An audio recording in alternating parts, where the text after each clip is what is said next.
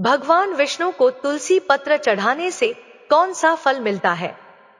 मित्रों, अगर आपने एक बार भी भगवान श्री हरि विष्णु को तुलसी का केवल एक पत्ता भी चढ़ाया है, तो आप इस कथा को अवश्य सुनिए।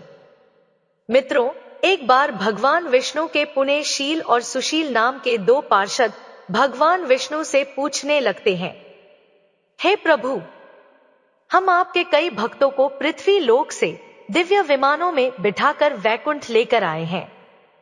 आपके अनन्य भक्तजन हैं, जो नित्य आपकी पूजा आराधना करते हैं, समस्त प्रकार के भोग आपको लगाते हैं। इसी कारण से वे सभी वैकुंठ लोक को प्राप्त करते हैं। किंतु हे प्रभु, हमारे मन में एक शंका है जो हम आपसे पूछना चाहते हैं। भगवान विष्णु मुस्कुराते हुए कहते हैं, हे पार्षदों, ऐसी वह कौन सी शंका है जो तुम दोनों को सता रही है? तुम्हारे मन में जो भी शंका है, निःसंकोच होकर पूछो, मैं तुम्हारी शंका का समाधान अवश्य करूंगा। पार्षद कहने लगते हैं, हे प्रभु, आज हमने एक ब्राह्मण को विमान में बिठाकर वैकुंठ लोक लेकर आए हैं।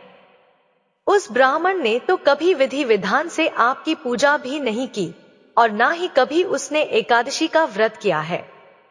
फिर भी आपने उस ब्राह्मण को वैकुंठ लोक लाने को क्यों कहा? ऐसा कौन सा कार्य उस ब्राह्मण ने किया है? कृपया आप हमें बताने की कृपा करें। हम उस ब्राह्मण के उस महान पुण्य के बारे में जानने को इच्छुक हैं। भगवान विष्णु कहते हैं, हे पार्षदों, तुमने उचित ही प्रश्न किया है। वह ब्राह्मण निश्चित ही विष्णु लोक जाने का अधिकारी था। इसी कारण से ही हमने तुम दोनों को उसे वैकुंठ लोक लाने की आज्ञा दी थी। तुम्हारी इस शंका को दूर करने के लिए मैं तुम दोनों को उस ब्राह्मण की कथा सुनाता हूं। इस कथा के माध्यम से तुम्हें तुम्हारे सभी प्रश्नों के उत्तर मिल जाएंगे। इसीलिए तुम दोनों ही इस कथा को ध्यान से पूरा जरूर सुनना। जो भी इस कथा का श्रवण करता है, उसके समस्त पापों का नाश होकर उसे भी वैकुंठ लोक में स्थान मिलता है। पार्षद कहने लगते हैं, हे प्रभु, हम बहुत भाग्यशाली हैं कि आपके मुख से हमें यह कथा सुनने को मिल रही है। कृपया आप हमसे उस कथा को कहिए। हम एकाग्रचित्त होकर इस कथा का श्रवण करेंगे।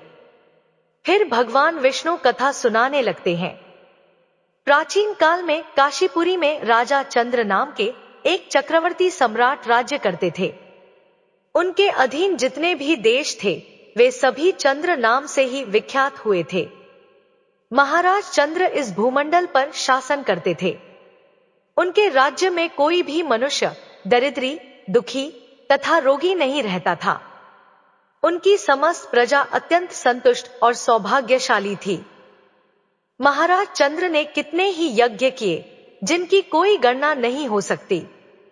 उन्होंने गंगा नदी के किनारे अनेक आश्रम बनवाए, ऋषि मुनियों के लिए यज्ञ आदि धार्मिक कार्य करने के लिए स्थान उपलब्ध करवाया, अनेक पोखरे खुदवाए। फिर एक दिन महाराज चंद्र अनंत शहर नाम के तीर्थ में गए। वहां पर भगवान विष्णु का अत्यंत सुंदर मंदिर था। उस मंदिर में भगवान विष्णु की एक अत्यंत सुंदर मूर्ति थी। महाराज चंद्र ने भगवान विष्णु की विधि विधान से पूजा की, उन्हें माणिक मोती स्वर्ण आदि से बने हुए सुंदर सुंदर रत्न चढ़ाए तथा अनेक प्रकार के फूलों से भगवान का पूजन किया और उन्हें साष्टांग प्रणाम किया। प्रणाम करके महाराज चंद्र उसी मंदिर में आसन पर बैठ गए। फिर कुछ देर बाद उस मंदिर में एक गरीब ब्राह्मण आया, जो उन्हीं के काशीनगर का निवासी था। उनके हाथ में पूजन की सामग्री और तुलसी दल था। उस ब्राह्मण का नाम विष्णुदेव था। महाराज की नजर उस गरीब ब्राह्मण पर पड़ी। वह ब्राह्मण मंदिर में प्रवेश करके भगवान विष्णु की मूर्ति के पास गया और भगवान विष्णु का नाम स्मरण करते हुए उसने भगवान की मूर्ति पर तुलसी दल और मंजरी रख दी और प्रणाम करने लगा। महाराज चंद्र ने पहले जो रत्न, माणिक तथा सुवर्ण से भगवान की पूजा की थी, उस ब्राह्मण के तुलसी पत्र के नीचे ढक गई जिसे देखकर महाराज चंद्र को बड़ा क्रोध आ गया। महाराज कहने लगे, अरे ब्राह्मण, तुम्हें दिखाई नहीं दे रहा है क्या? हमने भगवान विष्णु की विधि विधान से पूजा की है, उन पर स्वर्ण, माणिक और मोती से बने आभूषण चढ़ाए हैं, और तुम मूर्ति पर यह पेड़ के पत्ते डालकर शोभा क्यों बिगाड़ रहे हो? बताओ, तुमने ऐसा क्यों किया? मुझे तो ऐसा जान पड़ता है कि तुम बड़े ही मूर्ख हो। सुवर्ण के आभूषणों से भगवान की मूर्ति कितनी शोभा पा रही थी, किंतु तुमने तो पूजा स्थल को गंदा कर दिया। क्या तुम्हें इतनी भी समझ नहीं है? भगवान की पूजा कैसे की जाती है? लगता है तुम्हें पता नहीं है।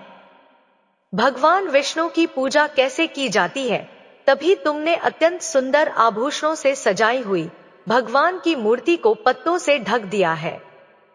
तुम्हारे इस विचित्र बर्ताव पर मुझे बड़ा आश्चर्य हो रहा है।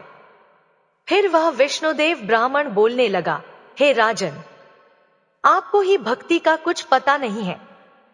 आपको आपके धन पर बड़ा घमंड हो रहा है, इसीलिए आपको तुलसी के पत्ते मामूली पेड़ के पत्ते लग रहे हैं। फिर महाराज चंद्र कहने लगे, हे ब्राह्मण, तुम किस बात का गर्व कर रहे हो?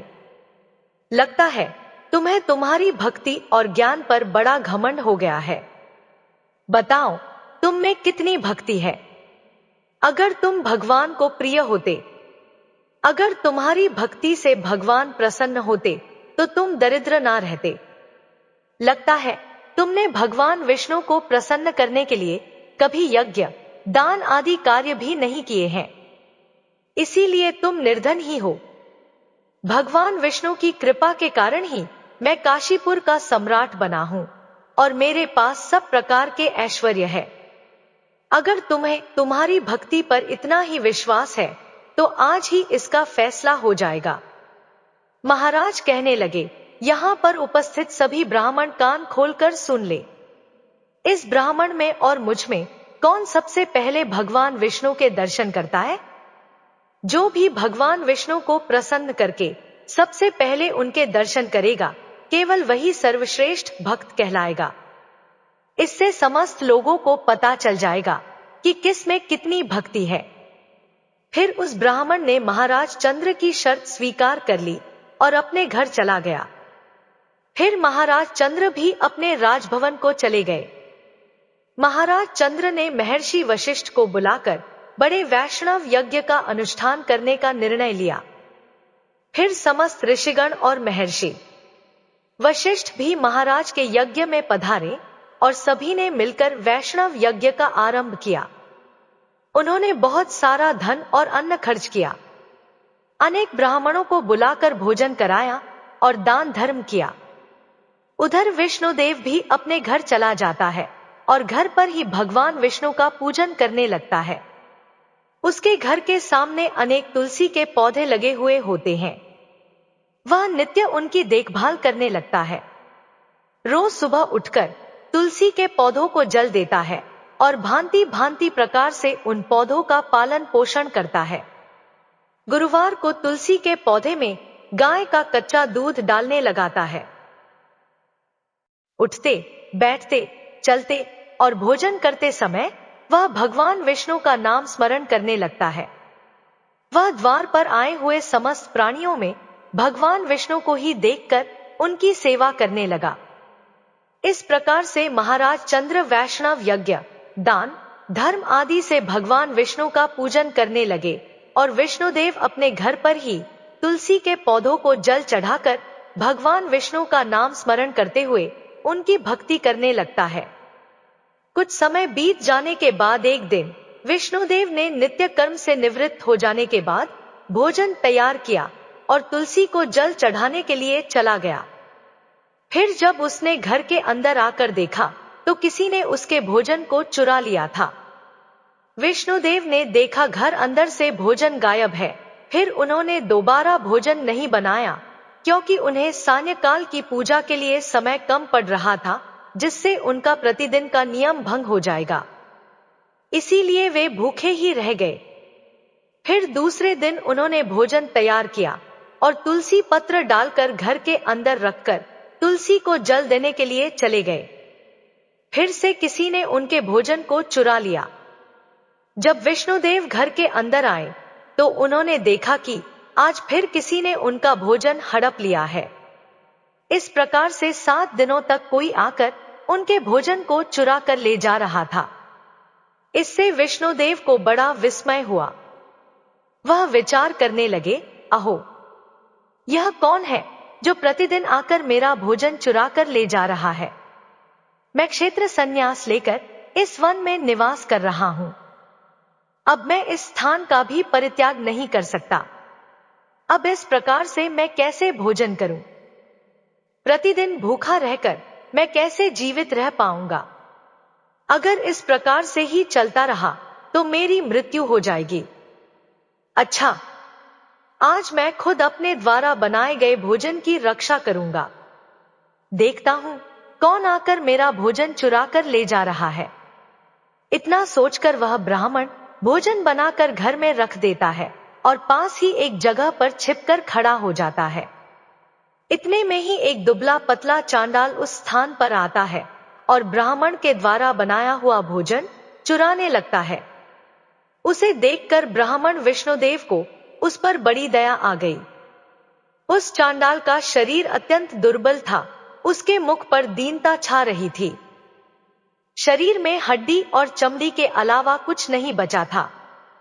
जैसे ही वह चांडाल भोजन चुराकर जाने लगा, विष्णुदेव ने उस चांडाल से कहा, अरे भाई, जरा ठहरो, क्यों रूखा सूखा खाते हो? साथ में यह घी भी ले जाओ। ब्राह्मण की आवाज सुनते ही वह चांडाल बड़े वेग से भागने लगा और मूर्छित होकर गिर पड़ा। उस चांडाल को मूर्छित होकर पड़ा देखकर विष्णुदेव शीघ्रता से चलकर उसके पास गए और उसके मुख में पानी डालने लगे।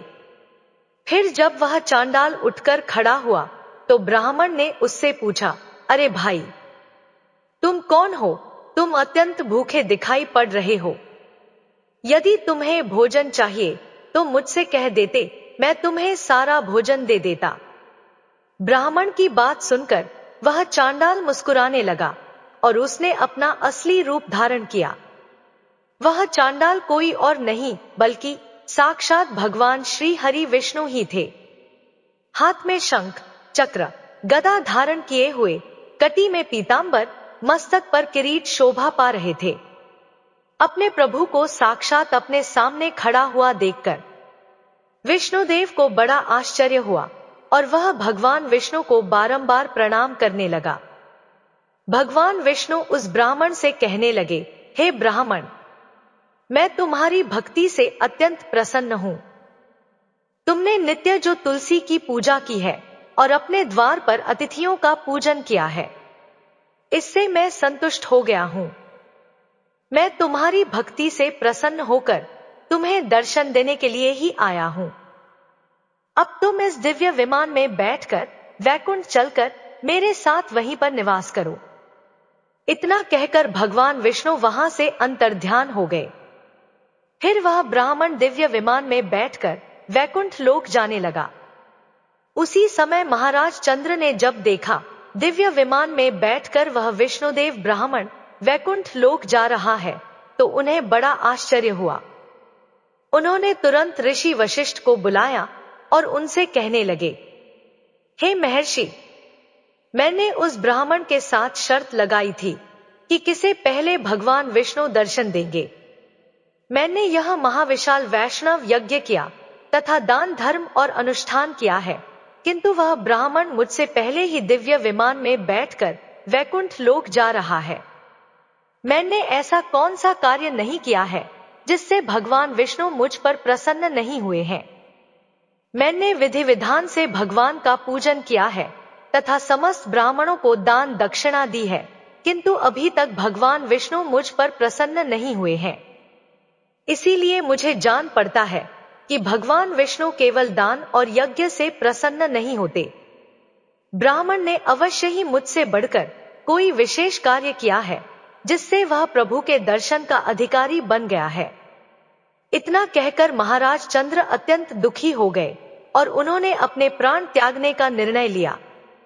उन्होंने अपने सिंहासन का त्याग किया। उनकी कोई संतान नहीं थी। उन्होंने आजीवन ब्रह्मचर्य व्रत का पालन किया था। इसीलिए उन्होंने अपने भांजे को सिंहासन पर बैठा दिया और फिर वही यज्ञ की अग्नि के समीप गए और उसमें कूदने लगे। तभी देवर्षि नारद उस स्थान पर प्रकट हुए और उन्होंने महाराज चंद्र को रोक लिया। महाराज देवर्षि नारद से कहने लगे, हे मुनिवर, आज मुझे नहीं रोकिए, मेरा जन्म विफल हुआ। मेरा सारा यज्ञ और मेरी पूजा भी विफल हो गई। मैंने आजीवन भगवान विष्णु का पूजन किया, यज्ञ आदि कार्य किए, किंतु भगवान विष्णु उस ब्राह्मण पर प्रसन्न हुए। मुझ पर धिक्कार है, तो मैं अपने प्रभु को प्रसन्न ना कर सका। देवर्षि नारद कहने लगे, हे राजन, आपने कोई भी अनुचित कार्य नहीं किया है। भगवान आपकी भक्ति से प्रसन्न है, किंतु आपने अभी तक भगवान के दर्शन करने योग्य कोई कार्य नहीं किया है। तब महाराज चंद्र कहते हैं, हे देवर्षि नारद, बताइए वह कौन सा कार्य है जिससे भगवान विष्णु प्रसन्न होकर दर्शन देते हैं। मेरी पूजा में ऐसी कौन सी कमी रह गई है। मैंने नाना प्रकार के माणिक, सुवर्ण के आभूषण भगवान विष्णु को चढ़ाए हैं। मैंने यज्ञ किए हैं, दान धर्म भी किया है। इसके अलावा ऐसा कौन सा कार्य रह गया जो मैंने नहीं किया। कृपया मुझे बताने की कृपा करें। तब देवर्षि नारद कहते हैं, हे राजन, आपने भगवान विष्णु की पूजा में केवल एक वस्तु का प्रयोग नहीं किया है। उसी कारण से भगवान विष्णु आपको दर्शन नहीं दे रहे हैं। आपने तुलसी दल का प्रयोग नहीं किया है। ब्राह्मण ने भगवान विष्णु पर तुलसी दल चढ़ाए, तो आपने तुलसी पत्र को मामूली पेड़ के पत्ते कहकर उसका अपमान किया है। और भगवान विष्णु को तो तुलसी के पत्ते सबसे अधिक प्रिय है। आपके सुवर्ण के गहने, माणिक मोती आदि धन संपत्ति और दान सब कुछ तुलसी के पत्र के आगे तुच्छ है। यदि आप भगवान विष्णु को प्रसन्न करना चाहते हैं, उनके दर्शन करना चाहते हैं, तो आप उन्हें तुलसी पत्र चढ़ाइए। भगवान विष्णु तुलसी पत्र के बिना किसी भी प्रकार का भोग स्वीकार नहीं करते हैं। उस ब्राह्मण ने नित्य तुलसी के पौधों की सेवा की है। भगवान विष्णु को नित्य तुलसी के पत्र डालकर भोग लगाया है। इसीलिए उसे भगवान विष्णु के साक्षात दर्शन हुए हैं। इसीलिए हे राजन, आप भी तुलसी की वाटिका का निर्माण करें, तुलसी के पौधे लगाएं, तुलसी के पौधों की देखभाल करें और भगवान विष्णु को भोग में तुलसी के पत्र चढ़ाएं। देवर्षि नारद के वचन सुनकर महाराज चंद्र को पश्चाताप होने लगा। उन्हें अपनी भूल समझ में आ गई और फिर उन्होंने अपने राजमहल के पास तुलसी के सुंदर सुंदर पौधों का रोपण किया और नित्य तुलसी को जल देने लगे। भगवान विष्णु को भोग में तुलसी के पत्र चढ़ाने लगे, जिससे उनके सभी दोष समाप्त हो गए। और फिर एक दिन भगवान विष्णु ने साक्षात महाराज चंद्र को दर्शन दिए और कहने लगे, हे वत्स, मैं तुम्हारी भक्तों से अत्यंत प्रसन्न हूं।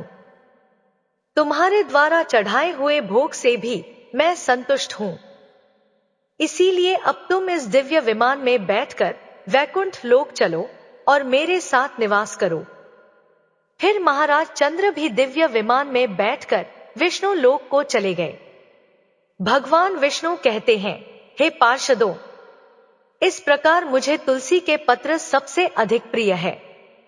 केवल तुलसी के पत्र का भोग चढ़ाने के कारण ही उस ब्राह्मण को विष्णु लोक की प्राप्ति हुई है। भगवान विष्णु के द्वारा इस कथन को सुनकर दोनों पार्षद अत्यंत प्रसन्न हुए और भगवान विष्णु को बारंबार प्रणाम करने लगे। तो मित्रों, इस प्रकार से भगवान विष्णु को भोग लगाते समय तुलसी के पत्रों का प्रयोग अवश्य करना चाहिए।